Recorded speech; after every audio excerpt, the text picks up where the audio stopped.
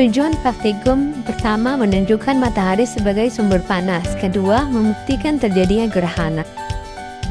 Adapun alat dan bahan panas matahari, 2 buah tempat air yang sama ukurannya, termometer, lempeng plastik transparan, stopwatch, kemudian alat dan bahan gerhana, bola pingpong, statis berkawat runcing 3 buah, bola plastik, lampu senter, dan spidol. Pertama, praktikum panas matahari. Kita siapkan 2 wadah air dengan ukuran yang sama, kemudian berikan air secukupnya dan ukur terlebih dahulu suhu air semula pada baskom tanpa lempeng dan baskom dengan lempeng. Kemudian diamkan di bawah sinar matahari selama 30 menit dengan salah satu wadah diberikan lempeng plastik transparan. Setelah 30 menit kita ukur suhu air pada baskom tanpa lempeng dan baskom dengan lempeng. Pada baskom dengan lempeng menunjukkan suhu 35 derajat Celcius sedangkan baskom tanpa lempeng menunjukkan suhu 33 derajat Celcius. Setelah 60 menit kita ukur suhu airnya. Dapat diketahui suhu air pada baskom tanpa lempeng 36 derajat Celcius dan suhu air pada baskom dengan lempeng 41 derajat Celcius.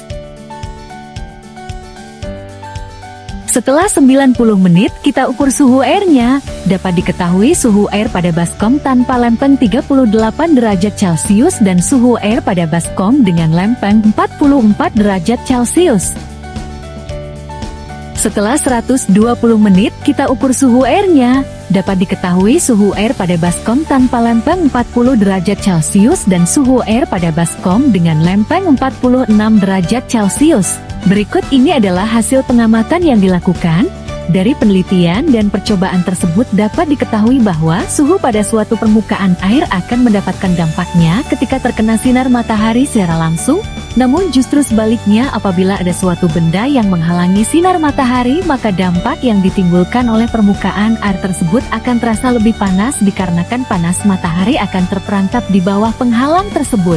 Jadi adanya suatu benda penghalang akan sangat berpengaruh terhadap panasnya sinar matahari pada permukaan bumi ini.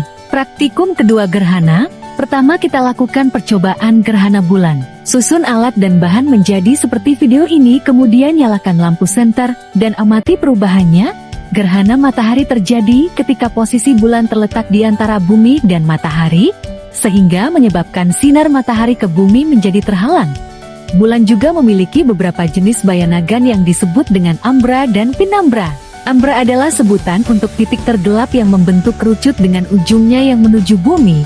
Sedangkan penumbra adalah daerah samar yang sedikit terang yang bentuknya semakin jauh semakin melebar. Permukaan yang berada pada daerah ambra akan mengalami gerhana matahari total, sedangkan daerah yang berada di titik penumbra akan mengalami gerhana matahari sebagian. Gerhana bulan. Mengapa ukuran bulan dapat menutupi matahari, padahal ukuran matahari jauh lebih besar? Hal ini karena jarak bulan ke bumi jauh lebih dekat dari jarak matahari ke bumi. Faktor inilah yang menjadi bulan dapat menghalangi cahaya matahari karena bulan tampak sama besarnya jika dilihat dari bumi. Gerhana bulan adalah fenomena alam saat posisi bumi terletak di antara matahari dan bulan. Terjadinya gerhana bulan dimulai saat bayangan bumi telah menutupi bulan, dengan demikian bulan tidak bisa memantulkan cahaya matahari. Gerhana bulan dibagi menjadi 3, yaitu gerhana bulan total, gerhana bulan sebagian, dan gerhana bulan penumbra. Gerhana matahari dan gerhana bulan adalah fenomena alam yang terjadi ketika bumi, bulan dan matahari berada dalam satu garis lurus. Perbedaannya adalah, gerhana matahari terjadi ketika bulan berada di antara bumi dan matahari, sehingga cahaya matahari terhalang dan tidak sampai ke bumi. Gerhana matahari terjadi pada siang hari saat bulan baru. Gerhana bulan terjadi ketika bumi berada di antara matahari dan bulan, sehingga bulan tidak mendapatkan cahaya dari matahari.